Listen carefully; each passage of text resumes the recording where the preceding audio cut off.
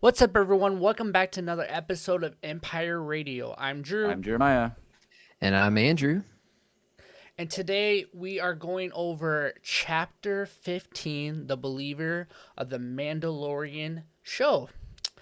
And I Yeah. believe that you guys can call me Jeremiah this episode because I have a lot of things to talk about, and you might not like what I'm going to say. So if you are a hardcore listener and you listen to every week, you understand what I'm saying. Yeah, if I'm your favorite, you get two favorites tonight, just so you know. Exactly. And if Jeremiah's your least favorite, you have two least favorites tonight. And Andrew's gonna steal the You show. get same old Andrew tonight. I don't really understand why it's going in the direction it's going, but I know you're going to tell me. You guys will tell me. Yep.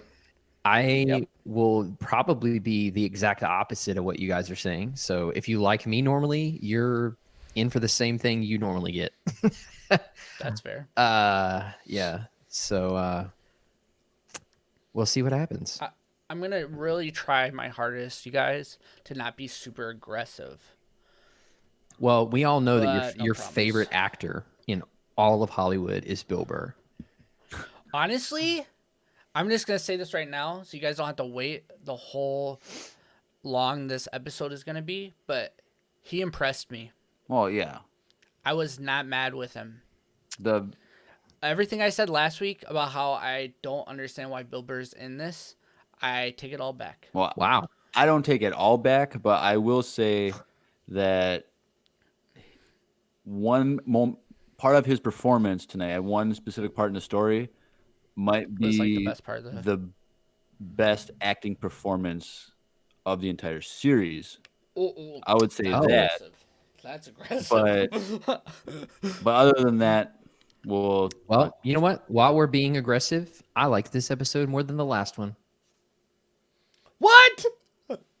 Sorry, I just blew everyone's There you go. eardrums. Everyone just crashed their cars. Now that we're I being apologize. aggressive and being controversial, I here's don't my tidbit. understand I that. like this one more. okay. And the reason I liked it more. Before we go into this, maybe we should talk about our sponsorship. Yeah, okay. That's fine.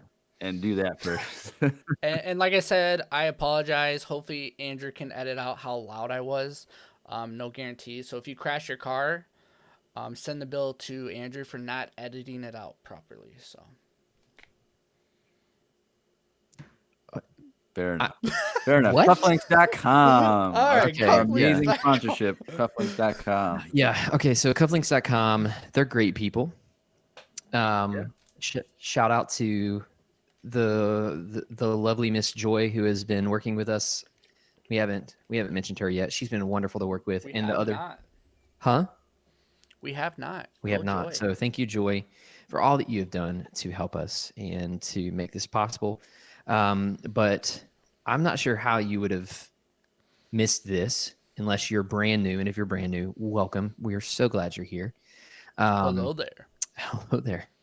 But if you've been a listener for more than a week, you know that we have been sponsored for the time being by cufflinks.com.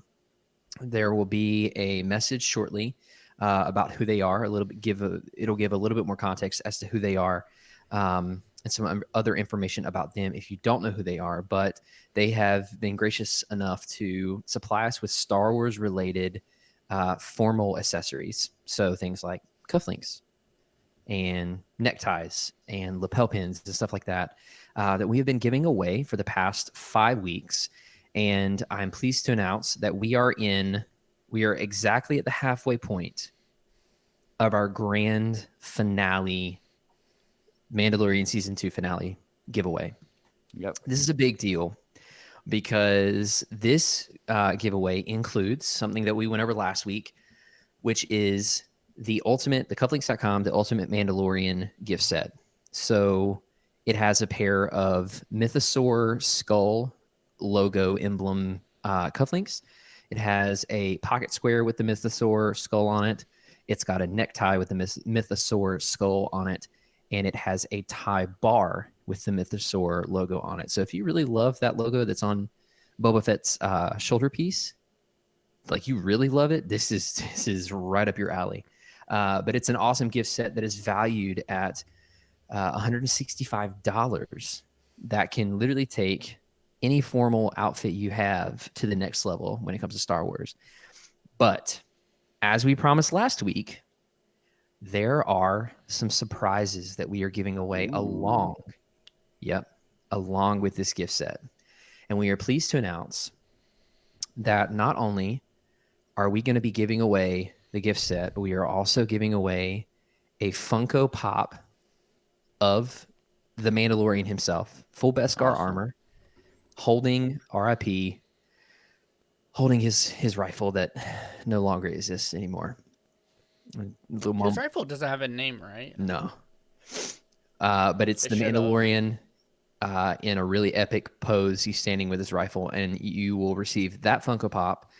And then here is something that I personally am really excited for. So some of you might know that we have also been sponsored for a long time by Wesley Andrews Coffee and Tea in Minneapolis. Well, Drew did the magic hand thing and helped strike a deal to give us a super cool opportunity. And so for the first time ever, not only is Wesley Andrews making a specialty blend of coffee, because they normally don't do blends at all, right? Never have. Yep. They say they never will. Oh, They say they never will, except kind of like Din Djarin never would do something. Yep. Not only is it a special blend for the very first time in Wesley Andrews history, but it is a special Empire Radio blend. It is going to be a Star Wars themed blend that we are going to be giving away a free bag of in this giveaway. So it's a pretty big deal. It's a first for Wesley Andrews, and this is your chance to get some really, really high quality coffee that is also Star Wars themed as well. So we're not going to give away the name of the blend yet because we like to keep you waiting. But I don't know, depending on when you're listening to this episode, the name might be out, but we're going to release it next week before the giveaway. But I'm really excited about this because I love coffee and I love Star Wars, and I love when those two meet and bring balance to the force, to the world, yeah. the force, and to the galaxy. That's what you're looking for, right? To the galaxy. So we're giving away a bag, and I'm also pleased to announce that if you do not win the bag of coffee, but you still would like to purchase one, there is going to be a super, super, super limited run that will be available for purchase following the giveaway. So we're not going to go into detail about that, but we will in the future once we get things solidified and we can tell you what we know. So there you go. Go ahead over to our Instagram and Facebook pages, depending on which one you prefer, and look up Empire Radio Podcast, all one word, no space. Check out those links there to enter the giveaway. You still have 6 days at the time of recording this to enter. Yep. And so go ahead and do that. And for now, let's take a quick listen to a word from that said sponsor, cufflinks.com.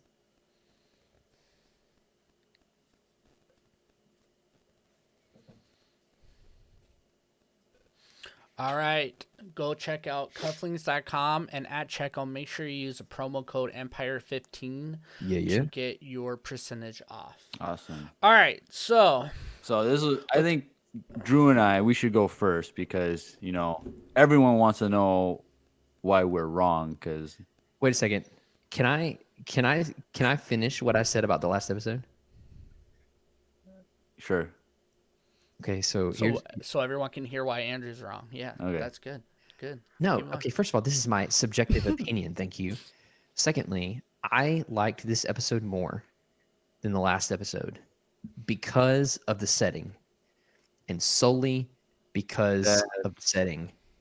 I guess because it wasn't Power Rangers. No, because it felt like Star Wars this episode more so than the setting of the last episode. Say what you will, if they had it on the Tython that I knew from the comics, it was a nice planet. The last episode would have been perfect, 100 out of 100.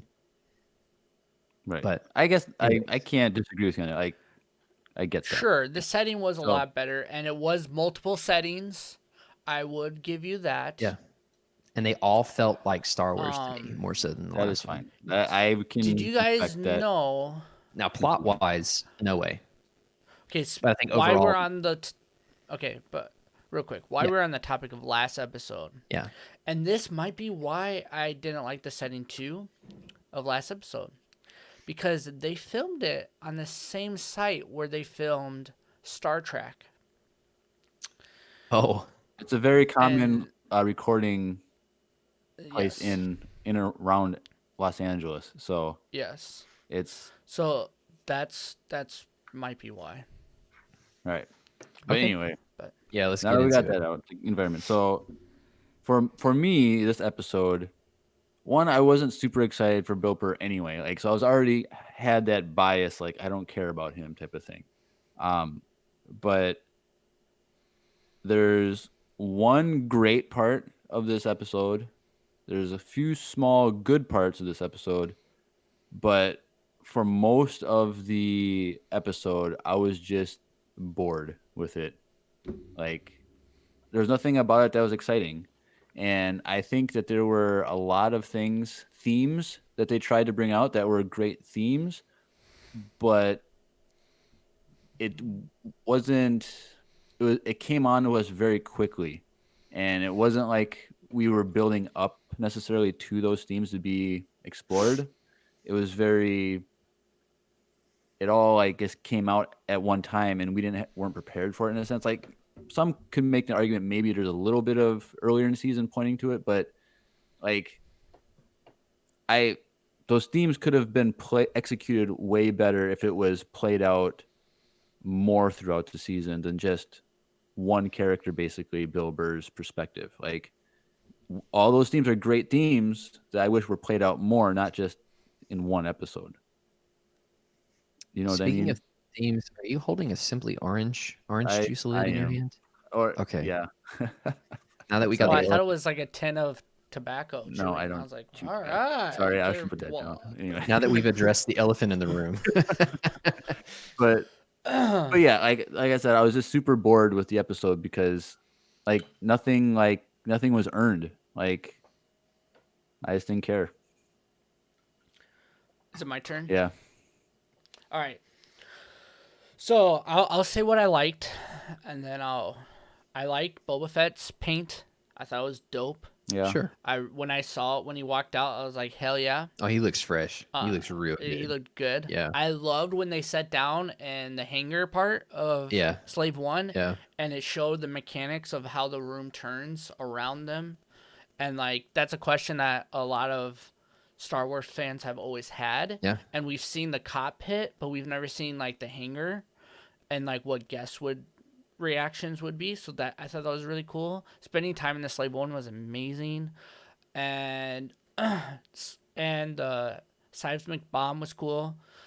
The Bill Burr interaction with that thing was good, and I actually like I said earlier, his performance was really good. What I didn't like, one, it was short as heck. Dude, there's one other episode left in this show, and if I don't understand how they're gonna wrap this up, unless it's gonna be super fast, and I don't know, like they could. It makes me worry about next episode because of how short this one was and how unprogressive this one was for the story. Besides, spoilers, 3, 2, 1, Mando taking his helmet off. But besides that thing, it really didn't do anything. And so I didn't really enjoy that. I didn't understand why we took so long to get to a plot. Like, this seemed like a middle of the episode or middle of the season episode, not Yeah. second to last episode. Yeah. And that was my problem with it. Like, if this was 2 weeks ago, I would have loved this episode. And maybe I will. And this always happens with this show. Like, when all of it comes out, it's amazing. And this was going to tie into the next episode somehow, and it's going to be sweet. But I honestly don't think we needed Bill Burr's character to do anything, because it was cool, and like they kind of tied up his thing, but at the same time, like, it didn't really bring much to the story at all, as a whole. Yeah. Like, I think like the themes that, like I said, like the themes that they were trying to address and bring out were great themes, but it was all just done in one episode basically, and Mm-hmm. it was more done in passing rather than like, I don't know. I think it could have been executed much better, more directly throughout an entire season than just kind of one episode. Yeah, it did. It just seemed like a little forced. On not trying to make a Star Wars joke by saying that. Right. It didn't. I don't know. And it could be all of our mental thing. Okay, this is second last episode. Yeah. It's gonna be amazing. Like we could see. Like I don't know if we would. This is the only episode that we didn't get a OMG moment at all. But unless you consider his helmet taking off an OMG moment, I don't. I don't. And some people are saying that is like, oh, it's so intense. But I'm like It would have was been so more much intense if like we foreshadowed. didn't see his face last season. Exactly. And it was also really foreshadowed in previous episodes when he almost took it off when he was Yeah. drinking with Grogu in the cockpit. And like it was just like, I don't know, we kind of all knew that was going to happen. And he kept bumping into Mandalorians not wearing their helmet. A part that I really, really don't like, and I don't like that they keep doing this, and I forgot to mention it last week. Once Boba Fett got his outfit, why is he taking his helmet off? It bothers me. Why? Because Boba is or we've isn't? never is. Because Boba never did that. His dad did that, sure, but from what we've seen of Boba Fett, he's never took his helmet off publicly. Yeah, well, And I just think, he's been living for years without his helmet publicly, and then he was but yeah, in but the now that safety he of has one it, he ship. doesn't. Sure, but now that he has it, he doesn't need to be taking it off all the time. Oh, I And I understand that it's because actors wanted their face shown, but there was Huh. like multiple times it's like just leave your helmet on. Like we all know it's you by your voice. I don't know. For me, it just seems like I mean, really it just not his character. it makes him seem more like his father to me. I But mean, granted, okay, I don't that's care as fair. much, you know. Like that's fair, but previous Boba Fett, we never saw his helmet off. Well, that's also because there was literally no plan for his character, and the guy had a mustache and large rim glasses. So Don't judge Kind of him. looks like Drew a I'm little not bit. judging him, Hey, but look, like he didn't have the face of a bounty hunter. He had the face of an accountant, like a middle-aged accountant. No offense, but like he damn. reminds me a lot of my dad, who is not an accountant, but he reminds me a lot of my dad nonetheless, who Well, has a I heard your mustache dad and is wears. really cool because your dad plays video games. So He does sometimes. me and Boba Fett take that as a compliment. That's good. That's good. I don't know. I don't like that style. That's just me. I don't know. But Andrew, Go ahead, make us happy. convince us. I want you to help us like this better. Like if you can make us like it better, I would really appreciate it. Convince us and hundreds of our fans. So I like this a lot more. Okay. So stepping back really quickly, one of the things that I really try not to do is speculate. Mhm. Personally, I had a bad experience with speculation. I did too And last week. huh? I said I did too last week. Yeah, I had a bad experience with speculation because what I tend to do is I tend to speculate through my own through the Through your own eyes. yeah, but like my own expectations and my own biasing, right? Mhm. And so what happened originally with The Force Awakens was there was so much that I was hoping for. Like I remember going and seeing that the first time and coming out and being like, that was just okay. And I remember like fighting with myself because there was so much of me that didn't like it, but I wanted to. And a lot of that is because of my hopes and my speculation and stuff like that. And the sequel movies on 3 occasions taught me to just go with it. Not accept crap. There's a difference there, right? But at the same time, it taught me to just say, you know what? they're going to give us what they're going to give us.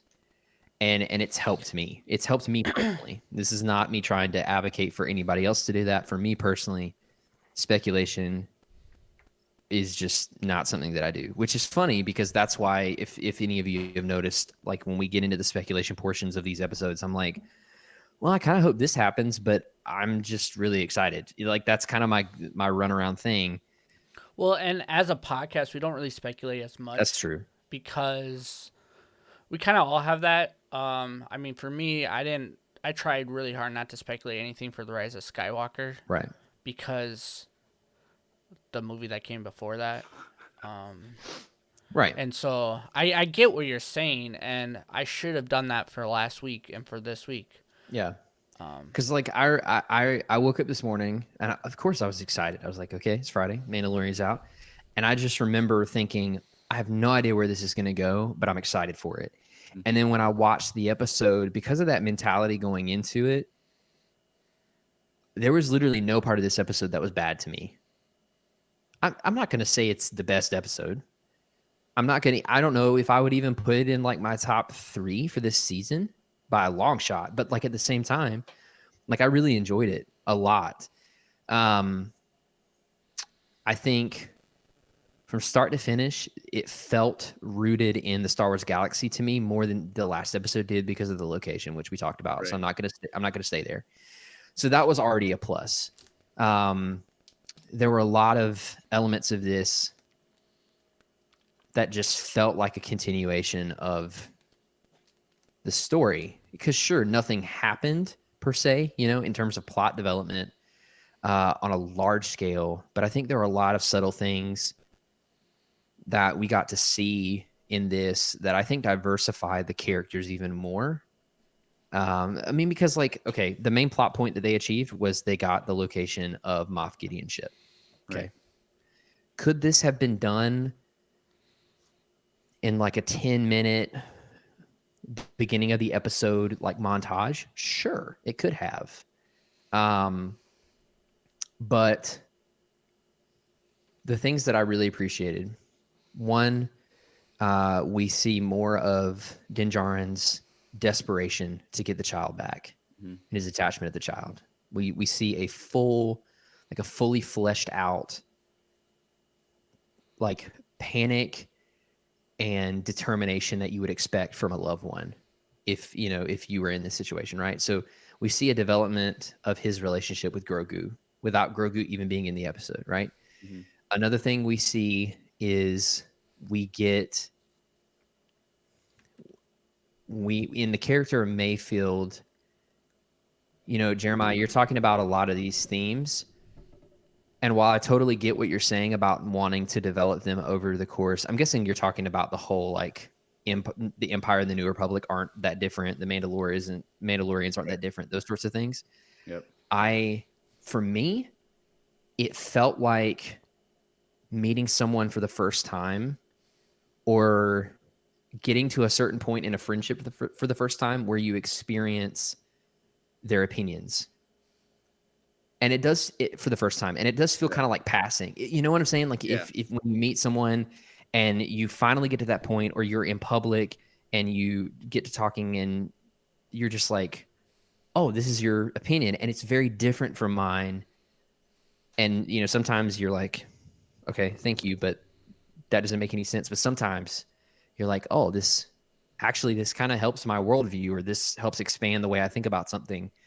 And that's what that scene felt like to me. So while sure, there was no buildup, for me, I was like, oh, this character it come out of nowhere because he's been in prison. And then 2, he's challenging Din Djarin's beliefs, and I thought that was cool.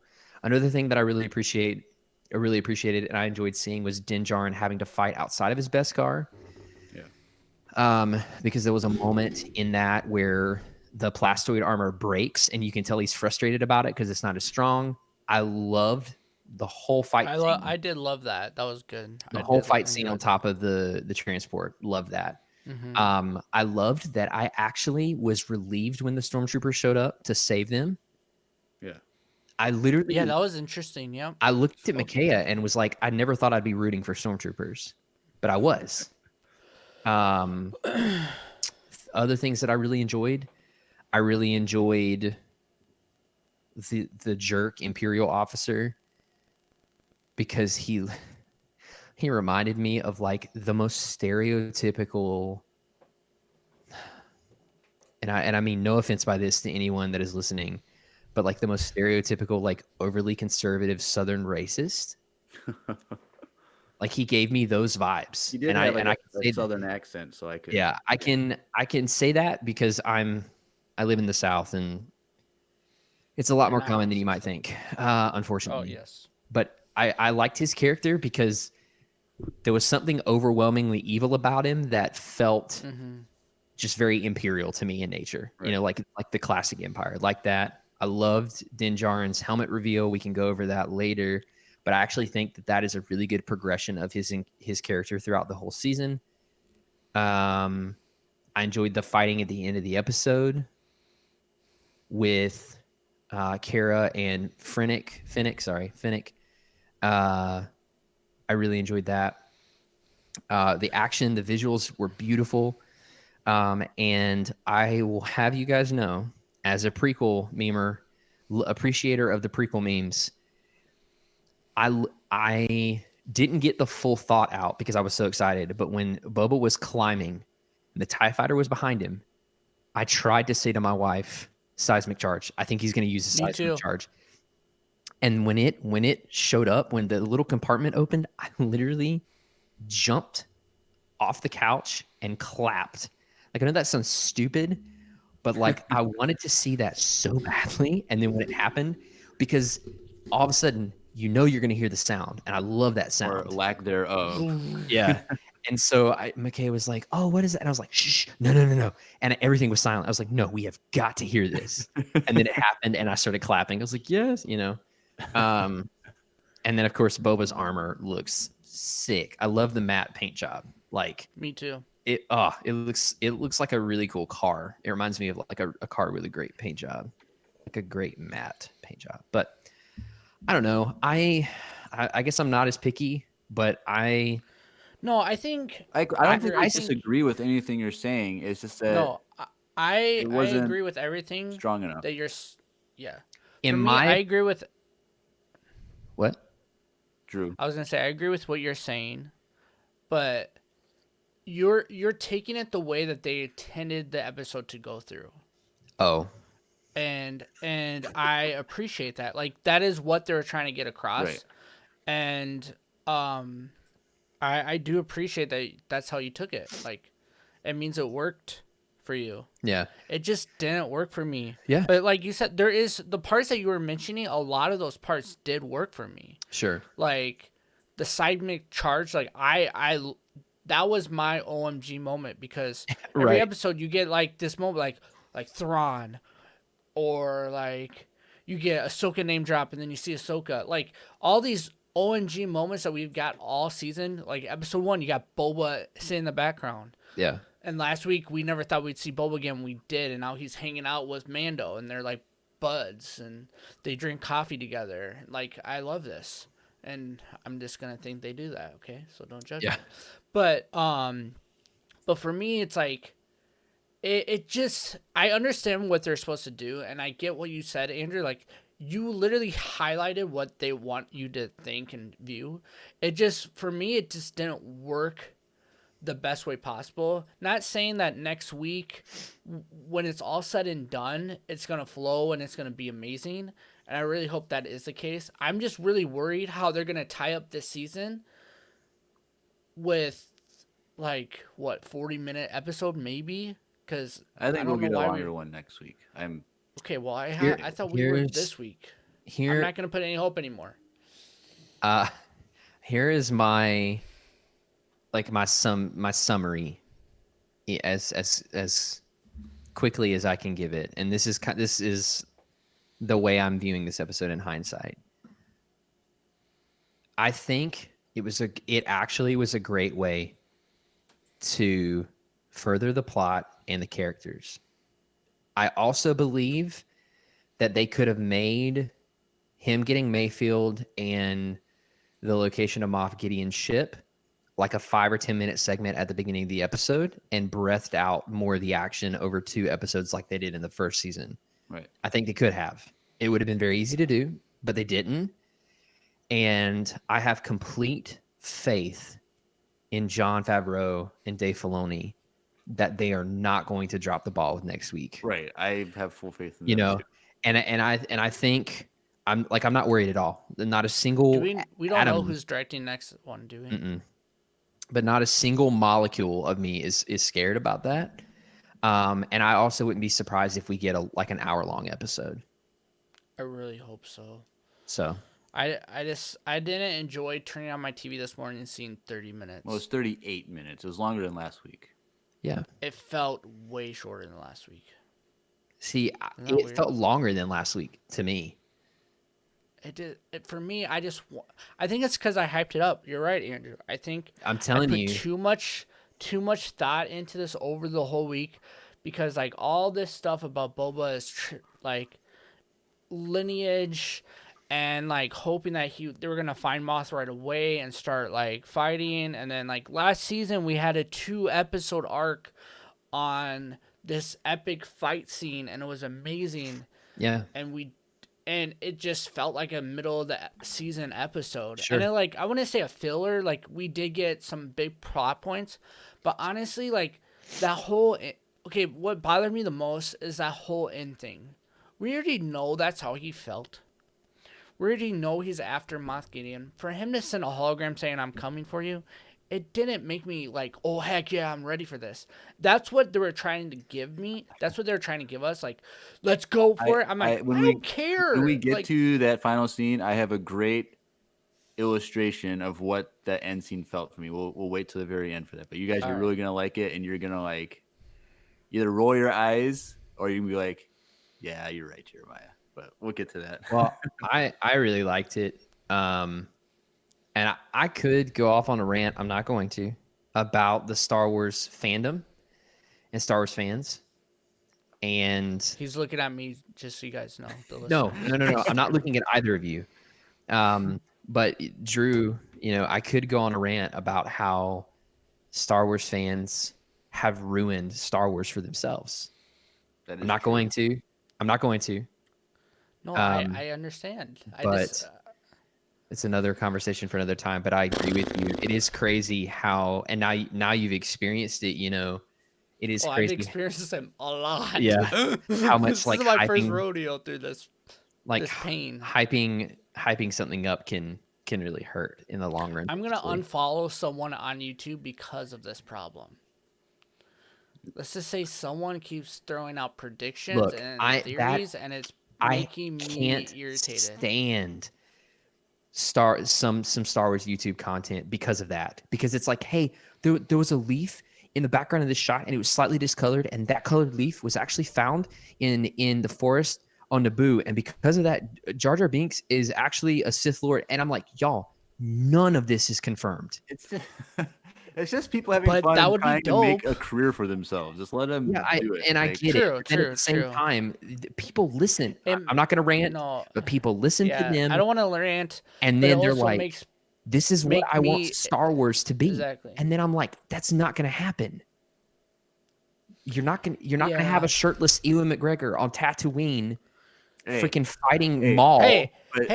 Spoiler alert, but I think that I was right about Tarkin and the Bad Batch, just so you know, if you know what I'm talking about. Yeah, I had that theory. Yeah. I called it out.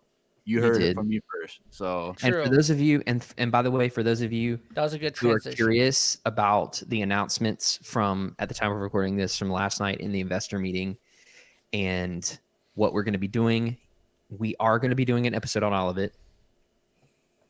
We did not make any comments in this episode because Drew has made a sacrifice and has not viewed any of it so that he can make reaction content for you. And so on Twitch on YouTube, correct, clips will be uploaded. So this, I mean, it's not very announced, but if you want to see us live, go to twitch.com our Twitch TV/Empire Radio, and you Yeah. can watch us live when we do our podcasts, and also my live reactions too. Yeah. I'm trying to watch this live. It's just been a Yeah. really rough couple of days for me, but Hey, but you know what? We're doing an episode on Tuesday, so come back for the Empire Radio podcast. correct. This coming up Tuesday in about 4 days, we will be talking all about the new announcements, Yes. what we think. Yeah, if what we're- if you're just a Mandalorian listener on Empire Radio, you probably want to for sure tune in to this Tuesday episode. Yeah. Because it's gonna get. We're talking about how theories and stuff isn't what we do, but if you do like this, we might do it this week on Tuesday because there's a lot for us to talk about, and we have no idea what's gonna happen. A lot of Star Wars, so. Right. All right. This might be the episode for you. But I think we spend enough time Let's get it. complaining and complimenting. Let's go scene by scene and get into this episode, and then we can complain or like more of it. So, chapter 15, The Believer. Question: who is the believer? I would like to go out on a limb. I would like to go out on a limb and say it's Din Djarin. True. Explain the limb. What's the limb? Limb? I said I would like to go out on a limb and say Yeah, but like, can you It's just what itemize? That's just what it used like. it's a figure of speech. But what I know, but like, I want to know why you think it is him. I think he is finally believing that the way of the way isn't the Mandalore right is way. not the only way. Gotcha. I think that would be cool. I'm thinking it is Bill Burr. I think the premise of the believer is that he believed that the Empire had its bad points, but also there was good parts to it, and then towards the end of it, after his episode, he realized that the Empire is just awful, and I think he's believing that what the New Republic and the Rebels did was a better outcome than what he had to witness in the Empire when they destroyed and killed all those people on that planet, and he had to witness it. And I thought that was pretty cool because that wasn't no, that is canon because it was in the Battlefront 2. Battlefront 2, Yeah, it is. and they go over that. So it's pretty cool. That was pretty sweet. Yeah, I thought the title was referring to Bill Burr as well, because for a lot of the same reasons Drew said, that because when we first met Mayfeld, he kind of sensed, you got the sense that he was definitely former Imperial, as in like he's retired and he has a fondness of his memories, like he's still identified as an Imperial in a sense. But here, his true feelings, something maybe that he was suppressing about how he actually felt about the Empire, actually came to light, and he did start to believe in the cause of the rebellion, the New Republic, that he's believing in this new way of the galaxy. That's so I, it's meant to be an ambiguous title, like who is it supposed Right. to refer to? But It could be either then too, because that's a really good point about him. Yeah. I agree. And I feel like a lot of these titles have been kind of like, who do you want these titles to refer to? right. So I just feel like a lot of these titles have been that, and I really, really do appreciate the title of this season because of that. I think it's a really creative route. Obviously the first one, the title of what was the first The title? Marshal, like obviously The Marshal, that's like that was clearly talking about the and Marshal. then the passenger right? was definitely the passenger, and then Yeah, the yeah. heiress, like we didn't know exactly at first, what that was going to refer to, but we found out, as Bo-Katan, and then the siege, Yeah. and then like the Jedi, is that Ahsoka or is that Grogu? But Or is that Grogu? there's always speculation with the titles, which is a nice. It's fun. It's fun, It's cool. I like it. but all right. So Yeah. scene by scene, we immediately are in a junkyard, and Bill Burr is doing his slave labor. or prison. I Yeah. thought it was pretty cool. On TIE fighters and ATSTs. I And thought it was stuff. cool. Yeah, I liked it. Lots of Easter eggs. I wonder if it was the same planet that like we People are see. speculating What are they speculating? that it is. The same From of what? Jedi Fallen Fall- Order? Yeah. Oh, okay. Oh. There's that, or it also kind of looked like it had the same color scheme as the junkyard where we found Spider Darth Maul, like that Oh kind yeah. of junkyard. Oh, But that'd be cool too. whatever, like it doesn't really matter what It doesn't matter. It's but just a cool junkyard. just those are just the two things that I was reminded of, which was interesting. Yeah. Mhm. I don't think it could be Fallen Order because the planets are named differently. I'm pretty sure. And I feel like Is wasn't there a Fallen Order planet more name? icy? Yeah. What was it? I don't remember. I know that was very anticlimactic of me to say, but it was. They said Yeah, it. I don't know, but They yeah. said it at the end of the last episode. He's like, he's imprisoned in the Oh. scrapyards of that's true, something they something. did. And I remember being like, I've never heard that name before. So Oh, I I don't guess know. it wasn't the two speculated things, but whatever, that's fine. But he's Who doing knows? his work, and Yep. the what do you want to call him, security droid or whatever, hey, prisoner so and so, whatever number, I can't remember what he said, but he said it like 500 times. I probably should have it memorized by now. Yeah. But come here, blah blah blah, new assignment for you, and you are now in custody of Marshal Dune. And he's like super confused, like he's already like annoyed, like, hey, I'm doing something here, blah blah blah. Yeah. Yeah. And she like unlocks it. Like I don't know if she unlocked his ankle bracelet or if it was the security guard, but like it was unlocked, and he's like super more confused. It's like, I have a job for you, and he's like still hesitant, but like once the droid turns his electro baton on, he's like, all right, Yeah. I'm going. Well, because the droid's like, you have 3 seconds Yeah. to comply with your Comply. new directive, and I was like, wow, they don't They don't play, dude. they don't play, dude. That's why they have droids doing it, because they don't need to have feelings, you know? That's a good point. So while as they're walking away, you see the Slave One landed in the background. I'm like, oh, that's pretty cool. But just like, why didn't he see the Slave One land in the first place? Like, it's literally like 100 feet Because from him. he was Focused. so heavily involved in his work, like a good New Republic prisoner. Well, and I mean, he was de-welding things, so he probably wasn't paying attention. Oh, yeah. Pretty loud. There's fire in his face. Like, There's- also, Jeremiah, that's what you have to complain about, dude. Come on, that's so nitpicky. Like, there's other things. It's stuff that crosses my mind when I'm watching. I know, but come on. So he's walking up to it, and then we see Boba Fett come out, and boom, fresh paint on his armor. Like Oh, it's, it looks so good. I was Oh, surprised by so that. Like, oh, sexy. cool, that's pretty cool. Like Yeah. dark, like a dark green, like no splatter marks from like scrape marks on it. I was like, this The dent was still there. was Yeah. still there.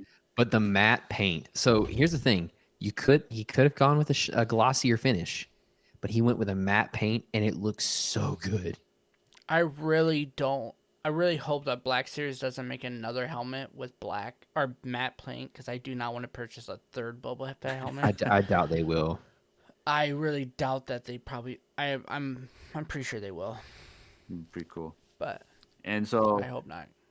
when we see that excitement, we should say Mayfeld, he's like, oh, like a little like scared for a second, like, oh, I thought it was someone else, and then Din Djarin starts going, oh crap, like it was just funny, It a was. little bit that they had. It was kind of like- funny. Long time no see. Hey, Mando. And so they tell him, hey, you're ex-Imperial, like we need your knowledge to get into the remaining Imperial system and try and locate Moff Gideon's ship. And he says that, well, the only place that they can go to do that is the planet Morak, where there's a secret mining facility, and they are mining and processing rhydonium, which I think we we learned about in Rebels. Yep. Did we see that in Clone Wars? I feel like okay. So the other one is liquid tabana. That like the other explosive that's kind of thrown around. The namesake is thrown around is liquid tabana. So I don't know. I don't remember ever hearing rhydonium, but I could be wrong. Well, I think it was in no. Rebels. So in Rebels there was one, and Hera used it to blow up a similar situation. I Yeah, watched a recap. Someone talking about it. I forget what episode it was. Yeah. But yeah, we did see that. But it kind of also reminded me of the in the Solo movie. oh, there's a lot of things in this episode that remind me of Solo. Like we'll get into that. Yeah. Like But what was that Clyde don't uh, what was the name of the fuel. that What was it called that fuel? in Solo? Dang it. Uh cl- K- something dolium or something. no. No? Coaxium. Quaxium. Yep. Coaxium. That's what it Quaxium. was. Yeah, so it kind There of we like go. reminded me of that. Yeah. So I was close. that was interesting. So like this is like okay, they're gonna break into a facility. And all right, this is like a simple heist episode that we're gonna see. And so they get to the planet, and they're up on the classic thing where they're up on the ridge and they're looking at traffic Really and going- quickly. Yeah. I'd love to make note that the inside, we talked about this a little bit, but the inside of the Slave One is gyroscopic, which is really cool because I always wondered, Yeah. And wondered how they went from like loading things in when it's on its back, essentially, Yeah. to flying and then not like how are the tables like bolted down or. So anyways, I thought that was really cool. That's it. I do think that is something worth mentioning. I did already mention it, but I think it's really cool, and a lot of fans, OG fans for sure, have always wondered that question. Yep. And we've always got the inside of like the cockpit, and it almost always seemed like maybe like they were sitting like upwards, and then when they started flying, it was normal. Like they had to buckle in, kind of like almost like how spaceships and like how we have them, Yeah. where they're kind of flat. They're on their back. They strap in backwards, and they kind Right. of go up like a roller coaster ish. And we kind of maybe always felt like that's how it was. But to see the inside rotate like that, I thought that was really creative Well, and really if cool. you notice, and it looked really roomy. It Yeah. looked huge in there. Well, it's because of the window. Well, yeah. It makes a I lot just of thought it was difference. creative. But I also want to make note that the pilot's seat doesn't rotate. It's just it's just so it's it just is. yeah. It's because in Attack of the Clones, Boba actually looks up over the console in that, and it's like down on the side, and so but it's just the main compartment inside. So It's interesting Jeremiah? because like I didn't even noticed like the rotation inside, but like I never even like it never really registered to me as like a big deal. Like I just figured that's what it did. So it's interesting that you both guess were that's fair. excited about that. I mean, I'll have to go back and everyone watch it in knows more Boba's, detail because like I guess there's more to it than I agree with. Boba is my favorite character to get all this stuff. Like, yeah. Yep. All right. So they're up on the ridge and they're watching the transports with big tires. Like we don't see a lot of tires in Star Wars, so to see tires, it's pretty exciting. And so they're going into the tunnels and they're transporting rhydonium. And what I didn't understand, like so they mentioned like genetic scans. Like where is the genetic scan? Is that in the tunnel? Is it in the vehicle? Is it in the compound? What did it? Yes. All three of those? It doesn't matter. Okay. It's just a part of the security. It's one of those things in Star Wars where it's just like, yep, it's somewhere in this process. Right. It's gonna happen. I figured it had to have been in the compound because Cara Dune was in the transport and in the tunnel. Right. So I'm guessing it was in the thing, but like even then, like they just went into a building. Like It wasn't. makes sense. It It could have wasn't been in when the entrance to the compound. They could Right. pass underneath the scanner. Yeah. Mm, I So- also would like to make note that I laughed out loud. Literally LOL'd. With Boba's comment. Yes. that was I was Both like, times I watched this episode, I laughed. I yeah, loved that remark. yeah, it was a great little thing, Yeah. like, because like it went from person to person. It was like Kara's like, I'm on like the New Republic registry, like I can't do this, Yeah. and then Yeah. Finnick was like, I'm wanted by the ISB too, and then it goes to Boba, and I'm like, what is he gonna say exactly? Because Yeah. like they wanted you to D- think that he was gonna say the same thing as Finnick or something like he's Right. already like, wanted in 10 systems or something like that. And Yeah. he's like, they might recognize my face. Like, I lost it. that's funny. It was really funny. So there's that, and then, but then, you know, it's a 2-person job, and the only person left is Mando, and he's like, Mayfeld's like, well, we can't bring a Mandalorian in. Like, you're gonna stick out. Like, they're gonna see you right away. And he's like, I'm not gonna show my face, but I'll be doing it. So like, then I figured, okay, he's probably gonna put on an Imperial uniform helmet. So I was like, all right, cool. And so they And the outfits that they put on, those like they were pretty tank sweet. troopers or whatever you want to call them, like those are pretty cool. I like those. Yeah.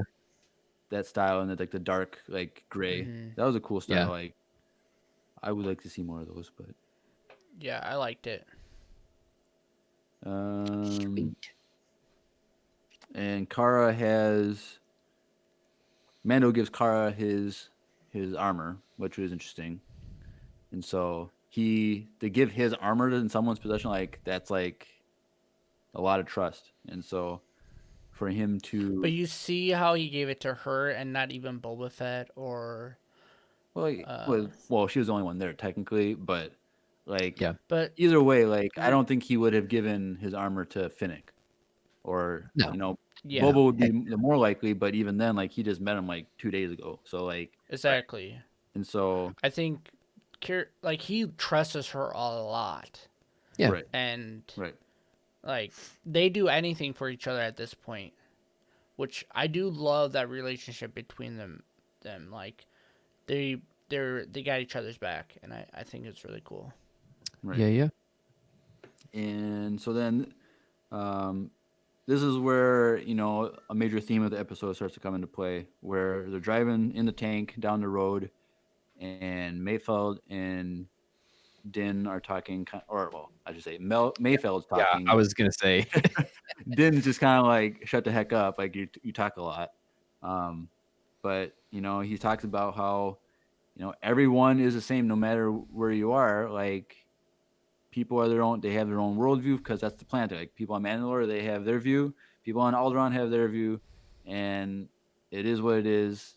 And I thought that was a little, and that was a little offensive the way he made that joke. He's like, "Yeah, you're born on Mandalore, you think one way. You're born on Alderaan, you think the other way. And look where it got him. Neither one of those places exists anymore." And I was like, "Oof." but That's rough. it puts them on the same level. Like, it doesn't matter it's what true. you Yeah. think, that your worldview isn't necessarily going to protect you or Save you. save you. And it doesn't say it here, but it's kind of maybe implied in his change of perspective at the end of the episode. But like, crap, I just lost my thought about how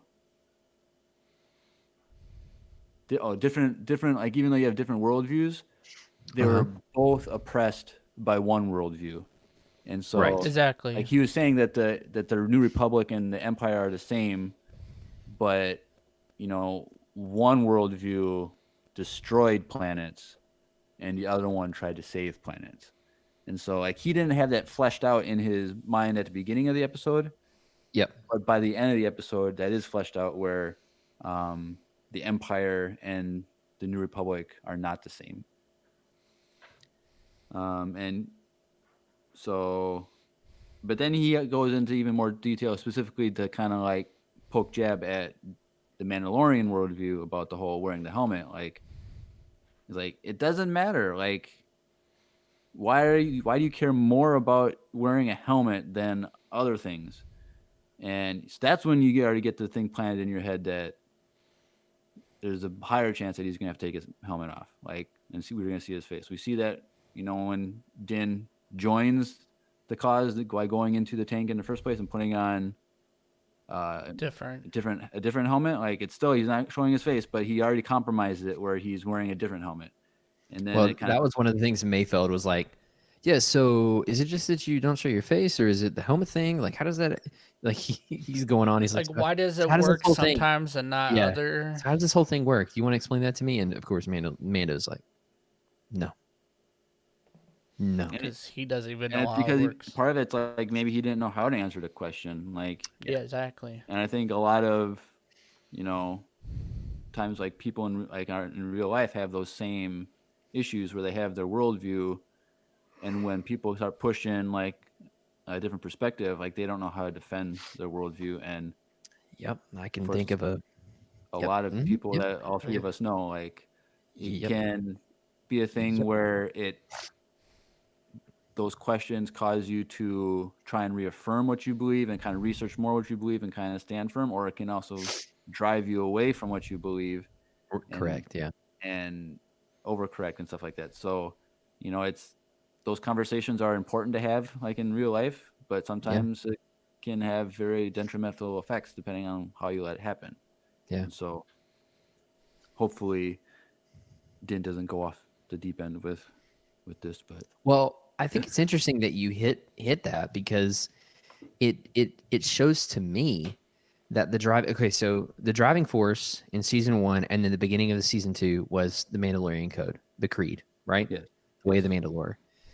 And even at the beginning of the season, it wasn't Grogu himself. It was, I've been tasked, I've been quested with taking this child back. But it is interesting how you hit on that, his changing of his worldview, how now the driving force is Grogu himself and not the quest. It's not the way of the Mandalore. It's my, for lack of a better expression, my child is in danger, and this is my driving force now, rather than just I'm on this quest and I'm more emotionally detached too. So I think that's very interesting. And that's revisited at the end of the episode when he recites Moff Gideon's words from Correct. first season about how you have no idea how much he means to me, or whatever the line is. Like, Right. Yeah. so that's a good perspective that you brought up. Like, he's doing it for Grogu, not as an obligation to the creed.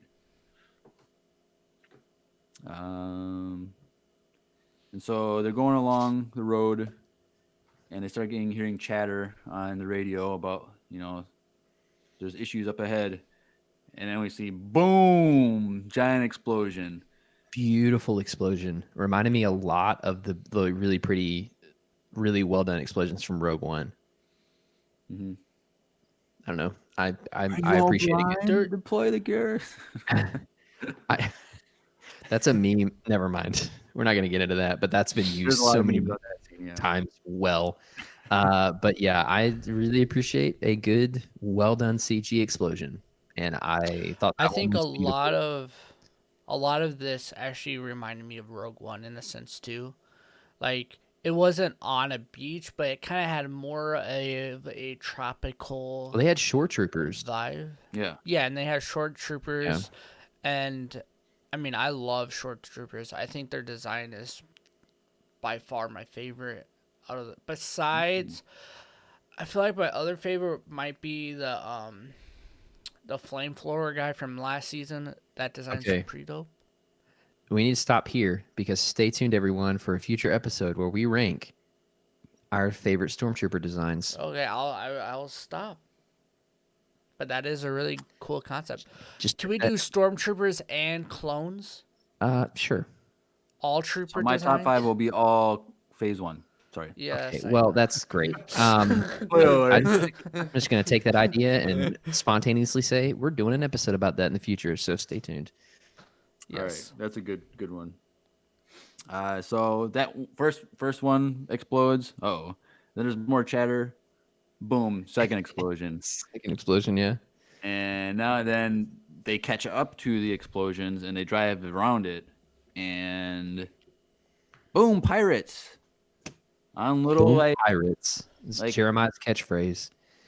and Was anyone no pun else intended sad with that we didn't the get? boom and explosion and then Right. pirates. No boom pirates. But what was that, Drew? Was anyone else sad that we didn't get Hondo and Naka? We'll No. see him. I think we'll see him eventually in his show. Oh, we will. But I was just kind of like when they said pirates, I'm like, is Hondo gonna be around? That'd be so cool. Dude. I love Hondo. He's I Like love if he Hondo. was just like in the back and Dude, he was just here's the like, thing. get him, like that would be so Here's sick. the thing. This is coming all the way back. Like, there's no Okay, way, yes, there's yes, no I way they would drop know. another character like that. But I love Hondo. I love I Hondo. think He's very next season he's in my heart, Mando y'all. is going to try and find a new Razor Crest, and he's going to have to find a pirate that sells it or knows how to get That would it, be that would and be he has cool. to go to Hondo to get it. That'd be Sweet. great. Also, this is making me predicting too much stuff, and we already went over why you shouldn't do this. Or So- Boba Fett be like, I know a guy, I know a pirate, because I think he interacted with Hondo and Boba. Didn't they interact in Clone Wars a little bit? I think so, yeah. So I know a guy. Or Boba dies next episode and he gets a slave one. That Oh is a strong shoot. possibility. I wouldn't doubt it. That would be really cool, actually. No. Drew would cry and No. rage quit Star Wars if they killed Boba next episode. I would never quit Star Wars, but I would cry. I would cry. Make sure you record your reaction to next episode. I honestly, I was going to say I might, if I can figure out how to do it properly, I might do a watch party on Twitch, my reaction. So you would only see my face and a time slot where you can like make sure we're on synced. Right. But we'll All right. see. I got to figure it all out. But anyways, keep going. So these pirates are coming, and they're on like these cool little like platform speeder like things. Like there's like little rinky dink things, a little platform. And I was like, and they had like a single like it was almost like they made them themselves from like an engine from an aircraft, where they just kind of made a single engine, put a little platform on it, and they just went with it. Oh, I guess we did miss a scene when they drive through the town. Sorry, I missed that. Yeah. And they see the like all like the impoverished. The broom impoverished- kid. Dang it, Drew. I'm sure he used a broom once or twice in his life. So yes, probably a broom kid. Gosh. I just lost where I was going. All right, back to pirates. They're trying to take over the ship. So, but immediately when I saw that little thing, it reminded me of Solo when Enfys Nest shows up on the train heist. Yeah. Yeah. And so Yeah, it was very train heist. I really like that look, huh?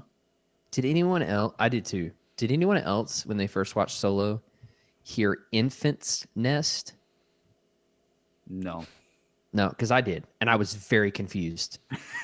Very, very confused when they showed up. A And I was bunch of like, babies are attacking. anyways, this is very beside the point. But the first time I watched it when I was in theaters, we went and saw it in IMAX opening night, and Ooh, that was a cool experience, I bet. oh, it was a great experience. It was my favorite theater in Minnesota at the Minnesota Zoo, and they shut it down randomly without warning, and I was pissed. That's beside the point. I heard Infant's Nest, and I was like, "That's a strange name for a group of people," but okay, that's fine. You'll Anyway, roll with it. You'll go. You learned that from the sequel trilogy, just to roll with it. yeah, just Also, R.I.P. theaters. R.I.P. theaters. yeah, gone like the Razor Crest. Well, there's a chance that theaters could come back someday. The Razor Crest, not coming back. Oof. Dang. But is this a new alien species that were these pirates? I have not seen them before. Because they reminded me They of also- the one Jedi that had the horns that would come down, but these ones were like Oh, kind of. Leku horns that came down. Do you know what I'm talking about, Andrew? I know what Are you're you talking about. Yeah, I think he was one of the four that went after Palpatine with Mace Windu, Kit Fisto. Yes. What? Heath Koth? No. Sounds. Hold on. So it reminded me of that. Yeah. thing, but it was a flesh, Nope, not like, not Yuggoth. horns. And so I was like, these are cool looking guys. Like, I was like, who are these? Are these just natives from the planet that are trying to defend their land and their people? Because we only saw people, I think, in the village. Yeah. And so I wasn't sure exactly who they were, but Yeah, it was weird because they're calling them pirates, right? But pirates steal. They weren't trying to steal, they're trying to blow it up. right. That's true. Well, Yeah. So it was not really piratey because they were just trying to make sure that the Empire didn't get it. So who knows? plus, to be Like fair though, if you're driving along and people start jumping on your thing, you're gonna automatically use the word pirate. Like, you're not gonna. correct. But I feel like the Empire uses that term very loosely because they called those the Mandalorians pirates earlier. Saucy 10. Say C10. That's the name of that What is his Jedi. first name? Yeah. Say C10. Sacy. Oh, Sacy, not. I thought you said Sissy. I was like, Saucy. Sissy 10. No, and it's a different species altogether. But yeah, I think they use the word Empire uses the word pirates very loosely. Yeah. But yeah, I do like that train heist. It was really cool. That scene was really cool. it was fun, but this is where the episode for me just got boring. Like Oh boy. it was like good, but like it wasn't great. Like, I wasn't really impressed by any of it. Like, it was, the best part of it was Mando trying to learn to fight without Beskar armor, because he tried to block twice yeah. with Yeah, his and armor. it shattered. And it Yeah. shattered. And it hurt his arm. He's like, "Oh, frick." Which is kind of funny because stormtroopers really did not have good armor. They cut some can tell. corners. Yeah, like, what's the point of it? Like, it doesn't do anything. Yeah. And so I like that aspect that we see Mando like in a situation again, like we always say, he's always introduced to a new situation where he has to adapt to a fight, and he always comes out on top. And so that was great. And just kind of the progression of like, okay, he gets rid of the first wave, and then there's a second wave, and then there's a third wave of these pirates. And And they can't go so fast because they'll blow up Yeah, because they're that- moving that too was an quickly. And that reminded me of Solo, where they couldn't do certain moves because it's too fragile. Yeah, my favorite part of that scene, I think it was the second wave, or maybe it been the first. I can't remember. But like when he throws back The thermal detonator. and then the one explodes, and then you see the second one behind it go into the flames. Like, that was just a cool concept. Like, Oh, that Yeah. was like the third wave. Yeah, The second third or the third wave. Yeah. and like That was really we always cool. see stuff like that in movies where there's an explosion and then the person behind it goes into the explosion. But like, we've never seen it from that angle where we see the the perspective flames of in the our second face. one going in, and then you see him go. Yeah. Like, that was just a cool scene that I really liked. Yeah. I wonder, Jeremiah, did you watch both? Did you watch it twice I did. in the morning? Yes. Okay. I the more I think about it, the more I'm like, do you think our response to this is as well as it should be because we're watching it so early in the morning? Well, And then we're also thinking about having to go to work right Well, as soon as but- it's done. with the Heiress and with the Jedi, like, I was amazed by it. Like, so Yeah, but those are also things about that would amaze any person. Like this episode, like the more we talk about, it, I'm like, it does seem really cool, and maybe I should give it a second shot because there's scenes like we keep mentioning all these cool things, and that's a lot of that episode.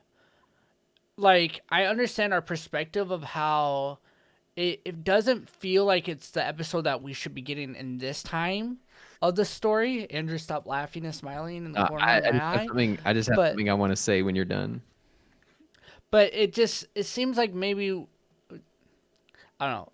I watched the last episode before we did the podcast 5 times, and you guys were hating on me. This one, I didn't even want to watch again because I was so irritated at the end of it. So, I don't know.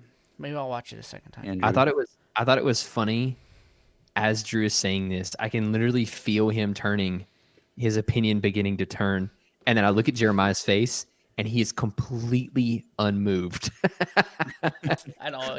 It's, So it's like almost things are He's just like, kind of it's almost returning back to where they normally are. it's kind of like Drew is kind of like Mayfeld in this podcast, where he Oh, has one perspective, and then by the end, he's oh, Jeremiah's the I Empire. I can't be Jeremiah forever. see It hurts my soul. the thing about me when I watch movies or shows is I watch it very objectively, and I try not to have my bias in it, and so Mm. um, like okay, the fans didn't see this, but I did record my reaction to the Jedi, and I did 2 little clips of highlights from there where I sent it over to the 2, He did.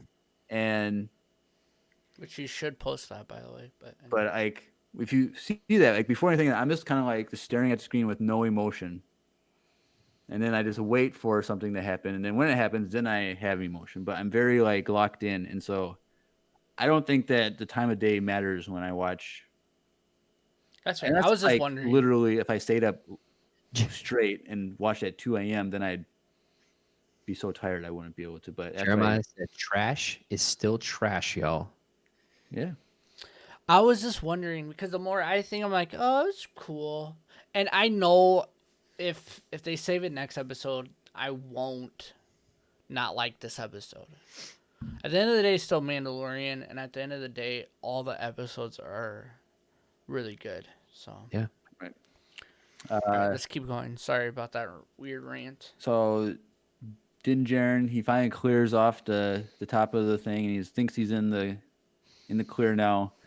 And then literally like 5 or 6 of those little speeder things come out of nowhere, and every single one of those alien pirates turns on a thermal detonator. They're just ready to Dude, I thought they're that was just ready to hilarious. throw all of them at this guy, like because Oh yeah. they're magnetic, right? So if they threw it, it would stick. Yeah.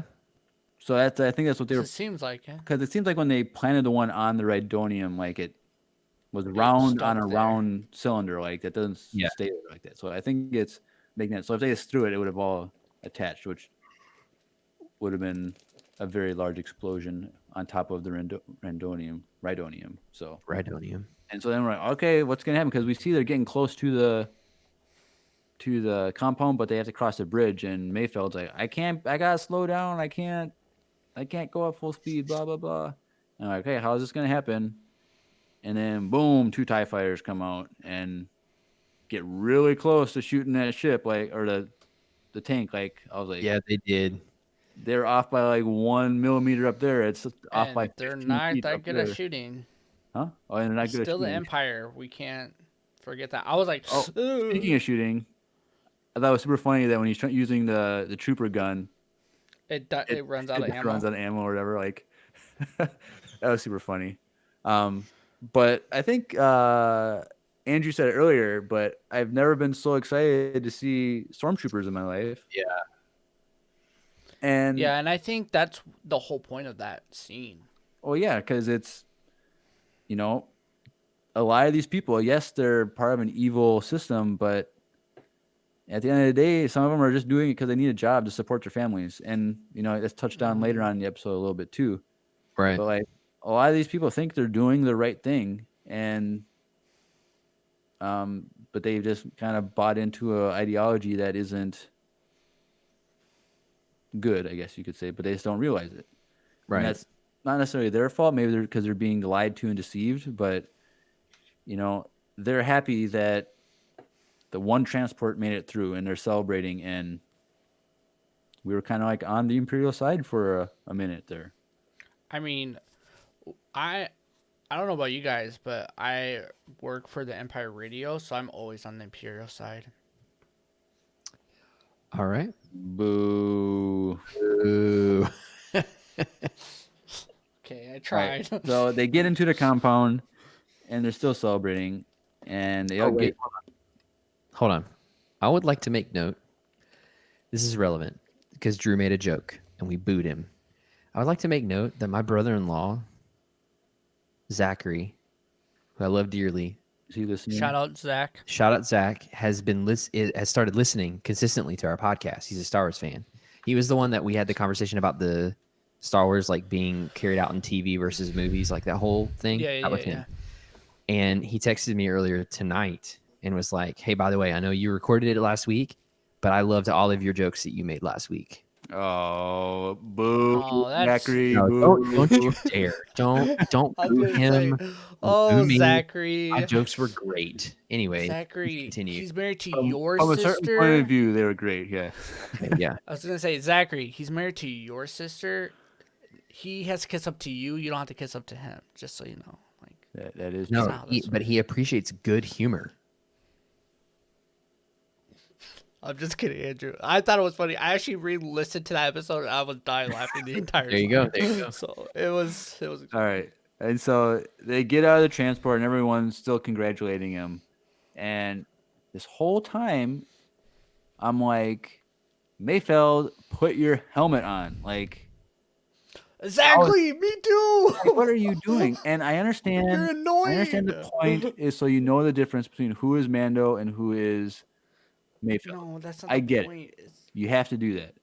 But I'm like, this guy is ex-Imperial, like, and we see later on, oh, my commanding officer or whatever was there, like, he might recognize me. Like, so there's that aspect I'm worried about. But, like, Put your helmet on. if these No people one will are all recognize working you. together, they've probably seen each other with their helmets off before, so they would recognize someone.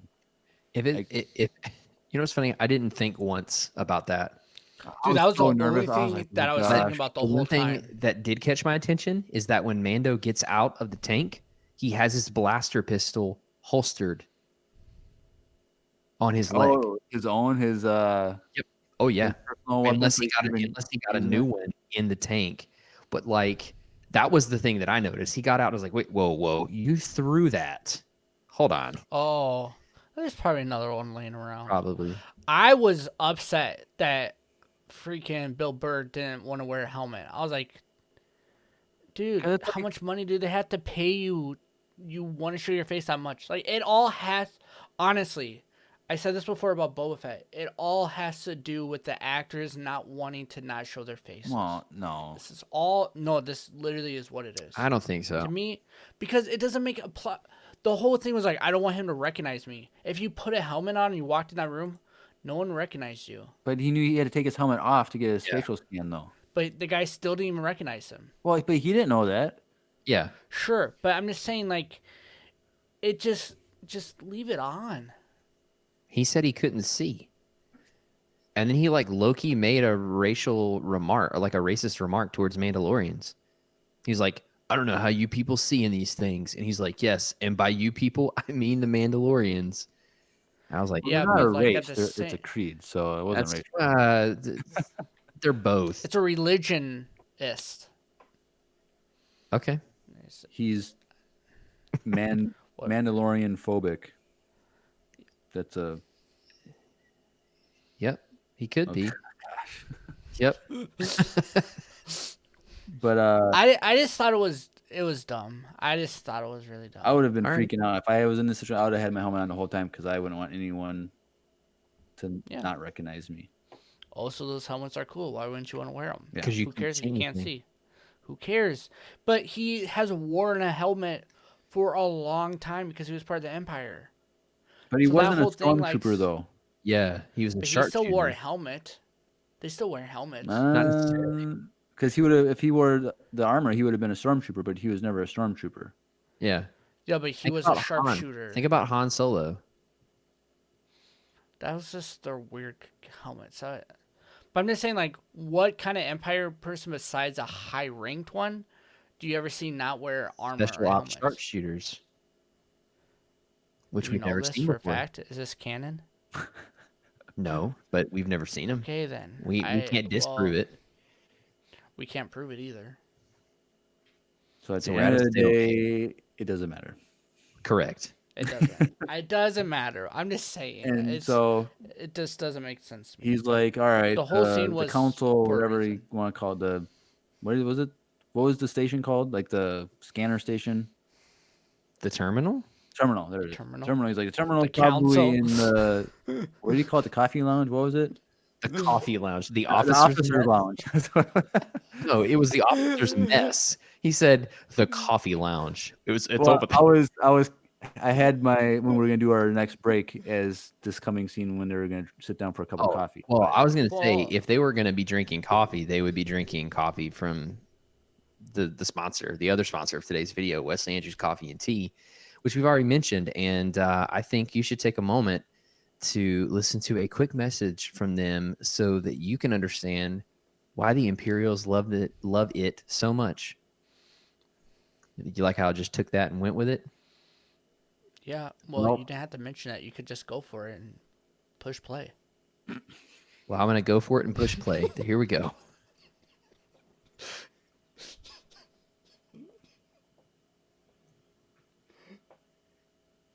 Do it. Do it. Go get coffee. So we see Oh boy. the terminal in the coffee lounge, and Mayfeld's like, I can't go in there. Like my commanding officer, or whatever, he probably didn't. No, he probably won't recognize me, but he might. Like I don't know, blah blah blah. And I think Mando was like, why don't you just put your helmet on? Well, I can't because I need to do a facial scan. And the thing is, why did they just find out now, or why did he just say now that he needed a facial scan? Like, what do you think I when don't they're thought it making the mattered. plan? Huh? I think he intended to just walk in and scan his face anyways. Well, right, but this was news to Din though. Din didn't know that he had to do a facial scan. Well, normally it wouldn't have mattered because Well, if it was a random group of Imperials, Mayfield would have just been able to walk in and do it and walk out. Yeah, I think. Yeah, I think the biggest thing about it was to show Mando having to take his helmet off. You know what? The more I think about it, you know what would make this episode freaking amazing? What if Moff or Thrawn was sitting in that in just the corner in the lounge? no, You don't think it would have been cool if he walked by no, No, Thrawn? I think because it would have he's caused a lost. lot of Like, I problems. don't think he's Yeah. not integrated into the remnants of the Empire. I don't think, Oh, but we don't know. We're not We don't about know yet. speculation here, apparently. So, Jeremiah said apparently. wait, what? anyway, we'll keep going. And so, Din Djarin is in this situation where it's like, well, what do we do? And he's like, I'll do it. All right. Looks like we're gonna see a facial scan. Like he's gonna take his helmet off, and like this is what everything in the episode was kind of pointing to. And he tries to do it like with the helmet on. Like, well, let's just see if it works. Like he's I was like, obviously he has to try it. Like yeah. he doesn't want to find out like later on. Like Mayfeld's like, sorry, you didn't really need to do a facial scan. I just want to see your face. Like, blah, blah, Right, blah. right. I still think it would have been funny if at the end of the episode, Mayfeld like said something like, "Oh, so you weren't a Gungan," because he made that joke earlier in season 1. Oh, yeah. Oh, that would have been dope. But they missed that opportunity. But if they want to Yeah, hire they me did. for writing season 3, I am here. Oh, boy. Hashtag give it to Would you Jeremiah. would you quit your job? Huh? Would you quit your job to do that? Maybe. Would you move to California to write that? No. I would never want to live in California. Sorry if anyone lives in California, but I lived here for 4 months when I did my college internship, and that was enough. All right. That's fair. You heard it here first. You heard it here first. But it was very tense when he took his helmet off. I was really nervous the whole time. And what didn't really make sense about the facial scan is like, what was the point of the facial scan? Because it wasn't like, I think it was just to keep a record of who had been, like a Who's facial using scan it. of who had been accessing the terminal, not necessarily as like a key to get into the terminal. I don't think this is. I think this is gonna have a big effect in the future if Moff Gideon survives. Oh, He's gonna have record of who Din Djarin actually that looks could be like, true. and potentially he's gonna put a bounty on his head. that could be true. I think it's gonna have something in the future. But I just, And I mean, it could be one of those situations where he announces it to the world, who Oh, you or talking like the like the end of galaxy. Spider-Man Far From Home? Yeah, spoiler alerts. similar Holy situation. smokes, spoiler alerts. Yeah. Just kidding. Calm down, I Andrew. was like, dude, bro, That was awesome, Jeremiah. That was good. That was good. But I'm super Try excited that. for the Yeah, next Spider-Man because rumor is that Tobey Maguire Yeah, and Andrew Garfield are going to be in it, and I'm I'm excited. big excited for that. And I really hope they do Miles Morales from Into the Spider-Verse also as a cartoon in, kind of like how they put different kind of cartoons in. Yeah, yeah, yeah. But whatever. I just yeah. hope that they do Back a to reshoot of the Spider-Man 3 Tobey Maguire dance scene as he's like Oh walking. gosh. That- also back to real good content, Star Wars. Okay, Anyways, shoot. I think it's gonna be a situation where the Creed is gonna disown him because they find out that he doesn't have his That helmet. is true. That's fine because he'll be with all the normal Mandalorians that actually want to reunite Mandalore. Yeah. So But he would be a good like part of both worlds in a sense to like bridge the two together. Because that's Yeah, hopefully like a good that's what they need. Mandalore. yeah. Yeah, that's what they need. He's going The to, world has been cursed. No one wants to go there. that is But if true. they come together as a people, they can decurse it. If that's even a word. I guess decurse. You heard it here first, folks. Heard it here first. Okay, go ahead. And so anyway, so my question is because like when he finally gets his face scanned and they show the screen, it immediately goes to Moff Gideon's ship in a location. So does that mean they programmed on the little key thing to look for that, or is that the only thing that's on that system is Moff Gideon's location? I think he typed it in. He looked for it. Did he? Because it seems like it was very, Yeah. if I remember correctly, it was just very. He turned it in, turned the keys, the facial scan, and then immediately it was on the screen. So, No, he was pushing things. oh, Also, I think you're right in the sense of they probably should spend a little bit more time in this part scene because they're really focusing on like the surroundings a lot more than what he was typing because we don't really know. He could have been typing more stuff because at one point we see it from Bill Burr's perspective of the back of Mando's head, you know, and like to show like, dude, Mando had his helmet off. Other people are watching it with his helmet off. So I think he was definitely there longer than we kind of view it as. Maybe. Well, I think that the reason we didn't get a ton of time on it was to raise the suspense. right. Because the whole Yeah, time that too. that jerk of a commanding officer is like trying to get his attention, like pretty much the whole time he's standing Because there. he was watching, so Yeah. But yeah, so then he gets the information, and then the officer does come up to him. His name is Valen Hess. He's like, Come over here. like, what's your, huh? Yeah, he's the Scorpion of Star Wars. But like a really lanky, not intimidating one. Scorpion without his, yeah. Yeah, that's He true. hasn't been to the gym. That's true. But he asked him, like, what did he say? What is your, he didn't say name, what position, or what was his, Where are you going? huh?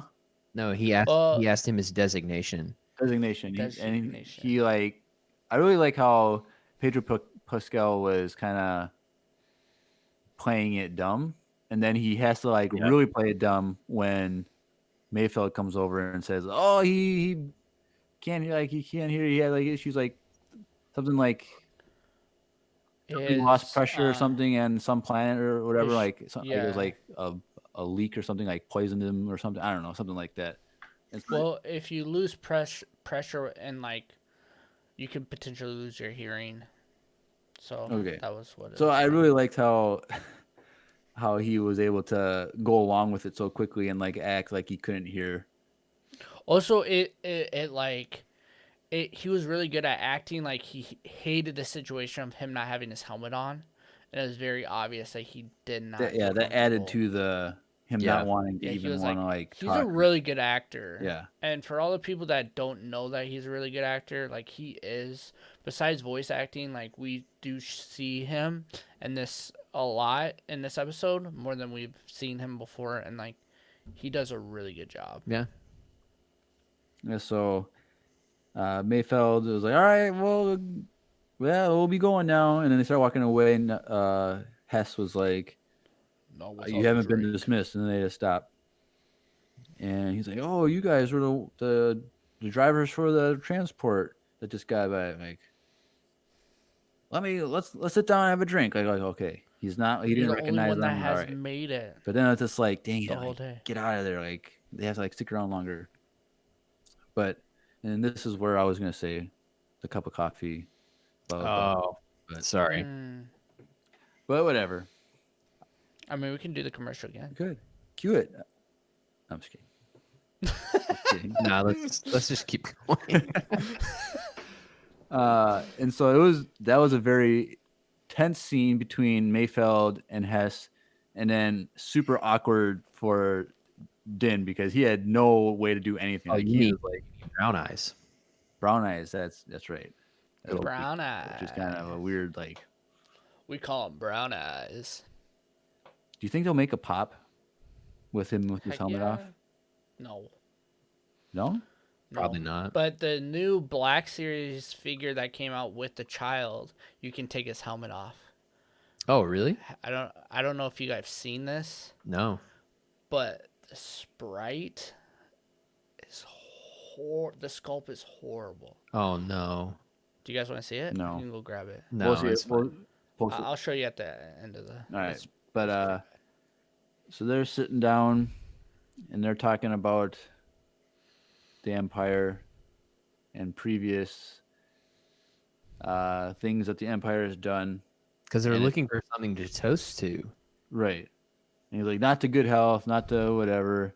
Yeah. And I was like, okay. And then he's like, what did because the officer was trying to like ask Din something. Yeah. And He was asking him where he was from. right. Yeah. And that's when Mayfield hops in. Oh, let's do a toast to. And what did he say? Toast to Operation Cinder. Operation Cinder. Yep. And so Operation Cinder is from Battlefront 2 storyline, and that's Correct. part of Emperor Palpatine's contingency plan if he were to die. And Operation Cinder was basically to use these satellite things basically to change the atmospheric weather stuff and basically kill everybody on the planet. Or Pretty much like if our sun would blow up, that's what. because would I happen. remember Operation Cinder, like I remembered it, like I recognized it, and I didn't remember what it was from. Yeah. And then like Mayfeld was like, people were mudding around or something like that, and mudding around. Like, when did we seen like a battle where there's mud? I'm like, is this referring to the Solo mission where Solo was in the mud, like when he runs into the crew of like whatever I can't remember their names. Sure. Yeah. And We know what you're so- talking about. I was like, because I already was reminded of Solo earlier in the episode with with the the heist. pirates. Right. And I was like, oh, maybe they're just doing this again. And it was the same like thing where there's different perspectives of worldviews and people just trying to survive. And I'm like, oh, it's cool. They're using Solo as like kind of a template to like share some themes, but I was wrong. Like it was from Battlefront 2. But this is where it really got intense because you really see Mayfeld's perspective change, like him realizing and finally expressing his discontent and hatred for the Empire when before he didn't. And this is what I said earlier in the episode. I think Bill Burr's performance here was the best performance of any character from this show so far. Because I can't Even think over of Ahsoka. no, that was just very simple, like talking things. Like that wasn't You know what? acting. Like this I- was I can see what you're saying, though. because like there's I can't think of another scene in the show. There's a lot of complexity there. Yeah. because he's like you can see the anger in his eyes, you can see the anguish in his eyes, you can see him like trying to figure out what to do, and his like I didn't expect that from Bill Burr, especially like from this episode, like where he's just still like doing Right. his like comedy style, like he doesn't stand up, like his jabs and his kind of sarcasm and blah blah blah. Hmm. But here I was really really impressed, and Yeah. This made me like him as a character. It made me really like the character, and it made me like him as an actor. And like I said last week, I was hating on him really hard last week, Yeah. and I really do take that back. Like he outdid himself, and like I didn't care for the character up until this point, but then at this point, I liked it and I was okay with it. So I well done. the whole time that conversation was progressing, I was rooting for him, but the more tense it got, the more I could feel the options of getting out of the situation. Without shooting him. Yeah, right, dwindling and Yep. dwindling, and I was like, I okay. was like, don't do it. Don't shoot him. Don't Like shoot him. every time he said, well, "What about this?" and "What about these people and their families?" It's just like, oh, you really You're screwing up your exit strategies here. like Yep. Din's listening to this whole thing the whole time, like I think he 'Cause did at one- like he did yeah, shake his head like At one stop. point, he's like, stop. "Mm-mm, mm-mm." Yeah. But then when it happened, when he finally shoots him, I was like, well, yeah, all right. That's one way to do it. You And know? the funny part was right after that happened, the guy with his lunch tray with like his cup of milk, it was like it was a surprise. And I'm like, that's the funniest thing. And I really like how Mayfeld shoots that guy. Like he doesn't like his turn and shoot. Like he leans back and like Yeah. that was just an interesting way of how he the choreography It that showed his he did. skill. Yeah, like Yeah. and so that was cool.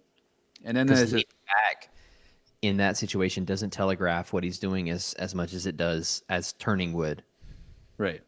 So And so then, well, and then they start shooting everyone like Din and Mayfield. They kill everybody in the room. People are starting to come in, and they kick out the back window thing, Window shade. shade, whatever you want to call it. You know what that reminded me of? It reminded me of Jabba's carrier. It really see reminded that. me of that. Because, like, that one part where you see C-3PO and it's kind of a little bit down, you can see through it. It Yeah. kind of reminded me of that. Those old shades where you can, like, slide them out. It's pretty cool. Yeah. So they go out the window and they're shooting, and immediately Finnick and Kara they're on the hill across the way, and Finnick's like south wall or whatever, halfway up or whatever, and they just start picking people off, and It was pretty cool. it was cool to have two snipers like have your back. Like that's Yeah. great. That's everyone's man dream. That's every dream. Did of anyone mine. think it was super funny and awkward when the one trooper was like laying in the window, like And he reaching just, through, like, trying? opened it. Yeah, I thought that I was was just really like, what is this guy poorly- doing? It's like what's like the worst way you could possibly. I thought it was hilarious. It was funny. I was like, okay, whatever. Also, it's, like, the worst way to die, too.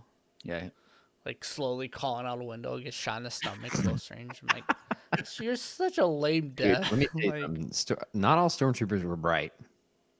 no. clearly. Yeah. But we can agree that they all really aren't good at shooting. Correct. But Mayfeld and then they're climbing to the rooftop where Slave One and Boba Fett are supposed to pick them up, and so that's when Finnick and Kara they're picking off people on the roof and taking out the anti-aircraft gun up there, and Slave One comes in, takes them off, and they're safe. But before we get to the seismic charge thing, I was kind of thinking that it would have been better for story-wise for Mayfeld to die giving his life to fight the I Empire. actually thought that might be what was going to happen for a split second. Because, like, I don't know, because that's the kind of what it was leading to, like him making to make a full circle of being pro Empire, and then be kind of coming indifferent to like different worldviews, and then that drastic change of where he's now basically a rebel against the Empire. And it would have been nice if he sacrificed his life, even just to save them. Like if there was one more trooper like on the roof that one of the snipers wasn't able to get, like to like take the shot so that Din could go back onto the slave one and give his life. I think we're gonna see him again though. Oh, 100%. Yeah. So yeah. Because obviously Like I they're said, not going to leave one of the best sharpshooters in the galaxy to not come back when he's alive. But Correct. yeah. it kind of made it hard for I him guess- to make it off the planet when he just kind of has nothing and he's in the jungle Yeah. by himself with pirates and Go, have fun, survive. yeah. So, No food, no water, in the middle of nowhere. right. And so they get on the slave one and they take off, and before they close up the back of the ship, he's like, "Give me the cycler rifle." Cycler rifle, yeah.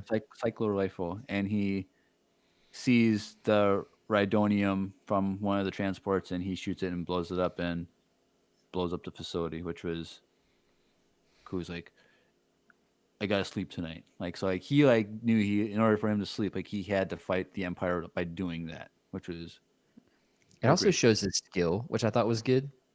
Yeah, because it was because the cycler rifle that's not a blaster, right? It's a actual It's a slug. gun. Yeah. It's like a solid bullet. So It's a rifle. that's pretty cool that he was able to get that kind of shot from so far away. Like it's not just like he was sitting in like a still position. He's in a ship flying away and he makes it. So Correct. Yeah. And they're going up higher and higher every time too. Right. So yeah, it was to show, like, to remind us that he was really good at shooting. Right. And I thought it performed pretty well in that situation. Yep. So Slave One takes off, and then 2 TIE fighters go in pursuit, and this is where the seismic charge comes out. Like I didn't even think of it. Yes. It didn't even cross my mind at all. I think if your name was Andrew, you would have understood it. So I apologize. He's saying both of you were expecting it. Well, I didn't. Oh, yeah. I forgot your name was actually Andrew for a second there. True. Boy. I for one would like to restate that I was hoping so intensely that was going to be what he was going to do, and when it happened, like I got excited too. I was I was pumped. Like it was really cool, and I was like waiting for the sound. Like that's just what you do with that. You just wait for it. And so I was waiting for it. I'm like, awesome. The one thing that was kind of disappointed at was it was just 2 TIE fighters. It would have been cool if like he saved it like later on for a later episode where like he takes out like 50 of them all at one time. bro. He has multiple, and 2. We know that. Yes. Yes, because in Clone Wars his dad dropped like 3. Well, yeah, but you don't know how many he has left after all these years. Boy, clearly, like in this episode, he has a new rock in his jetpack. Yeah. He knows where to Don't- get his arms. There's And no real he- physics to this. He had a double kill. Like this dude took Yeah, out 2 double TIE kill. fighters with He one. dabbed at the end of that. Yeah. He dabbed with the end. We would like to assume and potentially canonize that when that happened, he dabbed on him as he was flying away. Really hard. And if you don't think he did, I'm sorry, but he did. Well, I just hope that we see him take out like Oh, we should. a larger target or a larger quantity of targets in a later scene. That's all I'm saying. That's fair. So I hope we do too. they get away, they land, and they meet up with Finnick and Kara again. And Kara, who hated Mayfeld at the beginning, was impressed by what he did. And like, oh, maybe he's not so bad anyway. Maybe they're not all the same, like the theme was going on. And so she doesn't make eye contact with him, but she says, It's a shame that prisoner number so and so and so didn't survive this, blah blah blah, and she never looks at him, make eye contacts, and Din's like, yeah, it's terrible. And he starts walking like, are you sure? Like, you're not messing with me? And they still don't look at him, and he just goes away, runs away off into the woods. And um, they take off on the ship, and we see the final scene. Back with Moff Gideon's ship. Do we ever get like a name to that ship? No, it's just a light cruiser. All right. So he goes up there, and I don't know, like the communication officer the same lady that we've seen a few times so far. She's like, Moff Gideon, you're gonna want to see this. And I was like, I didn't know expect like what it was like. I thought it was gonna be like the facility was destroyed, and like we got a facial scan of something like. Oh, that would have been I cool. thought it was gonna be something like that, but I didn't really know. And then it's a message from Din Djarin. So I thought it was gonna be Thrawn. I thought it was gonna be like a message from Thrawn. Dang, dude, telling you're him really what the frick I am. you're not- really predicting, I, huh? We're not gonna see Thrawn until the Ahsoka series, the Ranger series, and Mando all combined for a big. Hurrah. The Hurrah. Mando Avengers. Ooh, Ooh. You heard it here first. you heard it here. Do you know how many you heard it here first has been in this episode? It's a good one. There's a lot. But yeah, So- I just thought it was going to be like more intense, but keep going. So, Din Djarin takes a very unique approach to his message to Din Djarin, or to Moff Gideon, where he recites Moff Gideon's speech from season 1 about you have something that I want, blah blah blah, all this stuff. I'm like, this is really funny. This is really cool that he's just taking this jab at him. It's really gonna even piss him off even more that like he's coming for him. Now, here's the one issue that I had with this, and this I was gonna give you the illustration at the end of why I didn't really like this as much as a lot of people did, but we're all great fans of the show Avatar: The Last Airbender. I couldn't help but think that this was Sokka yelling out his sneak attack ahead before he was about to strike Aang. Like now Moff Gideon knows he's coming for him. Yeah. He knows where he is, so now they can prepare for an attack. Like, it's so stupid. I guess, yeah. Sneak I guess attack. Yeah. I guess I could see that. Yeah. I just thought it was stupid. Like, it would have been better if, like, he... Wow. God. What? What did you say?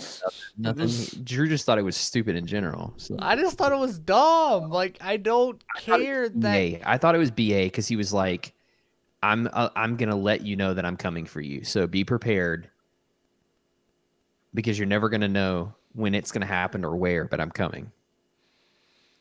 I just thought it was not very creative at all as a writing standpoint. Well, I think it was creative because it's the same. I think it's very creative because it's the same speech. It's using it's using his own words against him. Correct. I honestly did not catch that until you just said that. What, That's did the you same watch? speech? Did you watch the recap? No, because I didn't want to get my hopes up. Are you Because serious? I have done that too many times, Drew, and I did not want to watch the recap. The one recap you I don't know. watch, Sure, I didn't know. his whole speech is in that recap. But you didn't recognize the speech at all from season 1?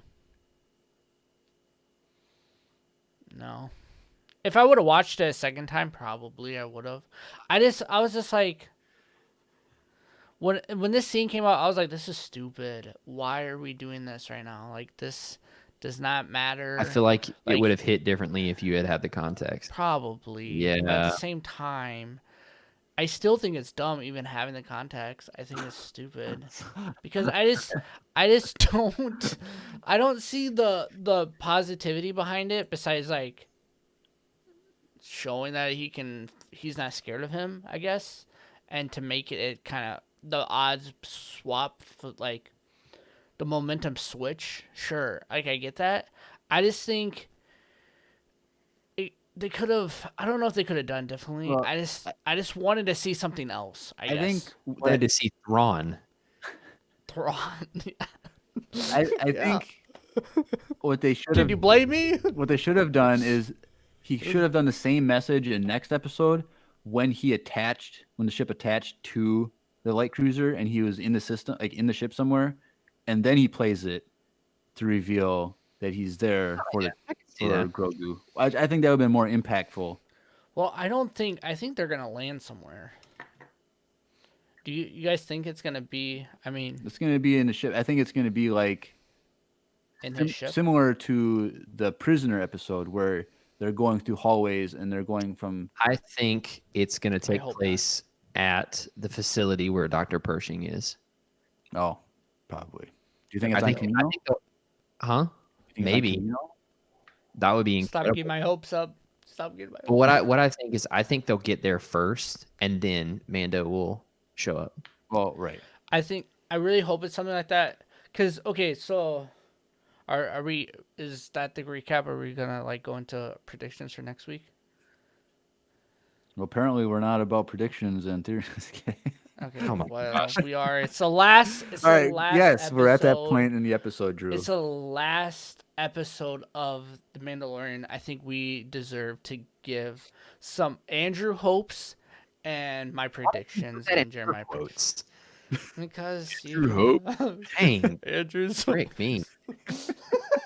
You know what? I hope. Here's the thing. I want there to be a surprise Jedi cameo that's not a. Thank you. I don't. And look, I'm not going to say who because I don't care. I just want it to be well done, and I want there to be. I want that scene on the Seeing Stone to come full circle in this episode. I think it has to. That's it. That's honestly, I want that, and I want an epic fight scene with the Darksaber and an epic fight scene with the Dark Troopers, and that's it. Those are the only things that I want to see. I think that if we do see a full Done. circle with the Seeing Stone thing and we see a Jedi come, I think it will be the very last like 20 seconds. And of I'm the fine with episode. that. I'm fine Okay. with that. Like I just want to see something sick. like we just see the- Ezra. The reveal of the Darksaber at the end of the first season, mind blowing. Yeah. I want Yeah. give me something like that. Just give me something good. Cool. Give me something like Luke or freaking Ezra? or someone. I don't know. Someone. Kyle People are Katarn. speculating, Cal Kestis, Maybe. which I don't think they would because I actor wouldn't be was as not- excited. I would not be as excited, but sure. I wouldn't care. Well, you never played it. You gave up on that game, so you don't care about Cal Yeah. Kestis. Oof. Shots fired. You're not wrong. I did. I want to get back to it, but yeah, I did. Temporarily gave up on that game. Temporarily, wanna it's been like see- over a year. Don't judge, Jeremiah. Why are you judging me?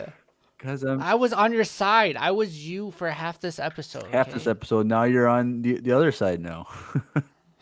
You're with Andrew. You turned him against me. What have I done? Andrew. Oh. Yeah. Okay. So I want to see that. I want to see. I think we really need to see the other Mandalorians Man, I just don't. Do we need to? because though? Well, she I think she wants to. She's trying to hunt him yeah, down. Too. like So if they Mandalorian, come together sure, at the. sure. Bo-Katan. So That's what I mean. th- Bo-Katan. they've been spending this whole time trying to track him, and they've got that big, huge ship, and so they probably have had some access to the records, records as well. and locations and stuff, and so So I think we're gonna see Bo-Katan. right. I wouldn't. Are we gonna see Ahsoka? No, we're not going to see Ahsoka until Probably the Ahsoka not. series. But it would be sick if all of a sudden Ahsoka saves the day somehow. She Be already freaking rejected dope. Grogu once. She's not going to come back. Like, It's not about rejecting. It's about her talking to Bo-Katan and then realizing that they're in trouble. I don't know. I don't. Maybe. I don't know.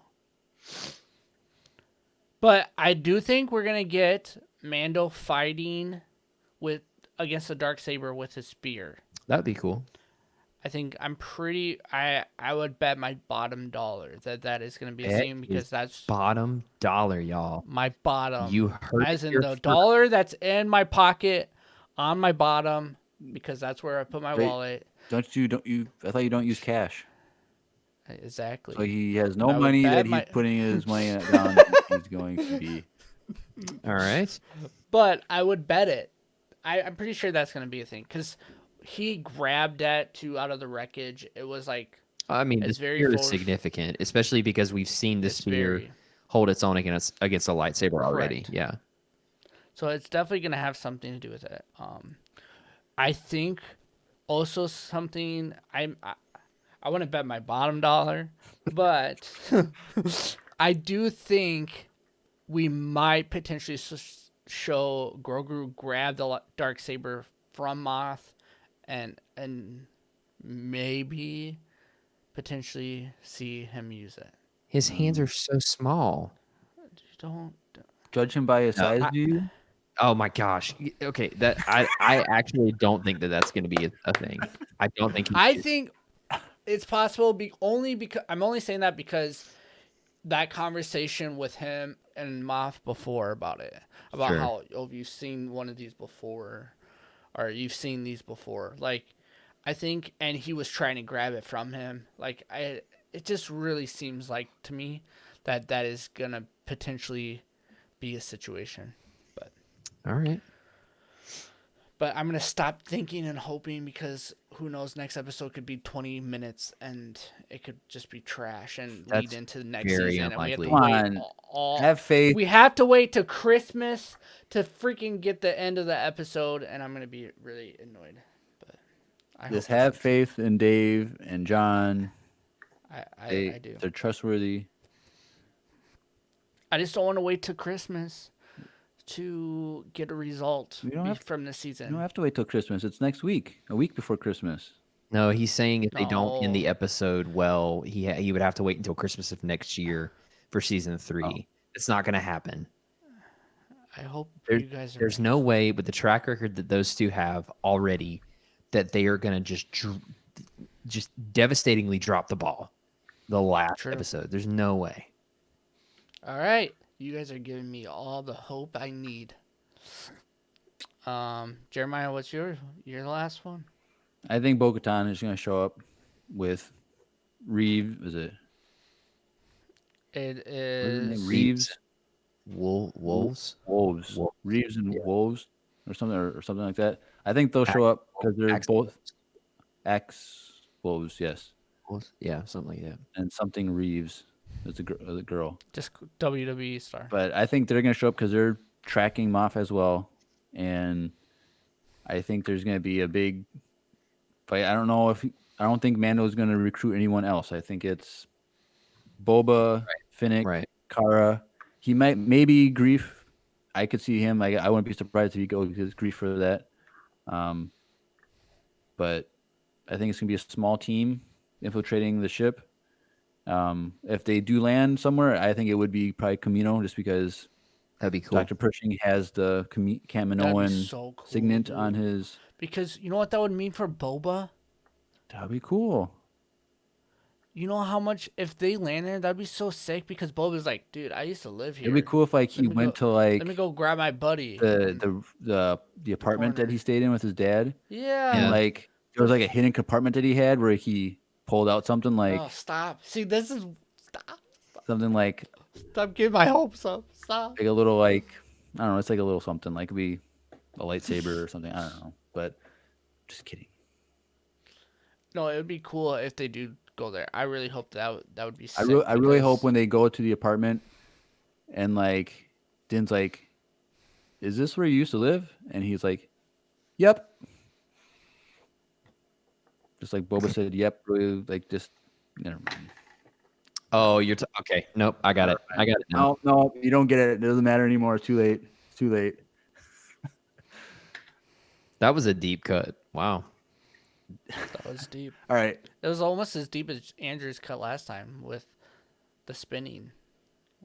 No, that Flying. okay. No, that is not a deep cut. What? Because listen, he's talking about my. I'll try spinning. That's a good trick. Yeah, okay, that is such a popular prequel meme. I know. Oh. I'm just joking. Jeremiah didn't even know. Leave. I'll try spinning. That's a trick alone. It's a big enough deal that they put it in a freaking episode of Clone Wars. So whatever. Anyways, They also please put Jar Jar Binks in the Clone Wars. How does that make you feel? well, it makes sense because Poyo! he was part of the Clone Wars. Okay. But I think that's all we can really speculate. Any final thoughts, guys? No. Nope. I think the biggest thing is make sure you guys tune into our social medias on Facebook and on Instagram at Empire Radio Podcast. Yep. And also go check out our YouTube channel, which is Empire Radio, a Star Wars podcast. Correct. There's a lot of cool stuff going over on all those things. So make sure you guys, if you have those accounts, go utilize them and make sure you subscribe and follow us on those as well.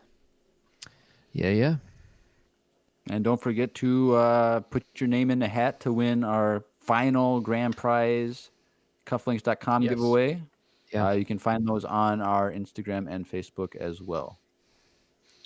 And also, if you, like we mentioned briefly, but there is going to be a Empire Radio roast. Yeah. There's no name yet. We're gonna drop there is a name, but we're gonna drop it on Tuesday's episode.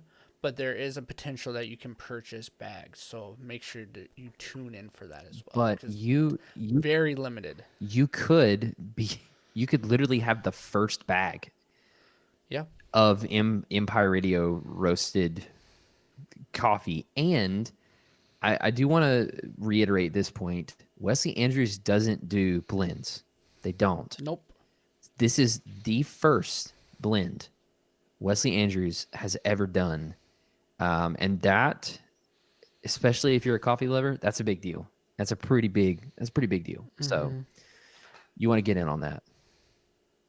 So, yeah, make sure you have to go to our social medias to make sure that you are notified when that sale goes live as well. So you're gonna want to be on at least Facebook or Instagram to know when that sale is gonna go live, because it's gonna sell up really quickly. Yep. So, all right, is that it, boys? Yep. All right, this has been another episode of the Empire Radio Podcast. I'm Drew. I'm Jeremiah. And I'm Andrew. And may the Force be with you. Always. Always.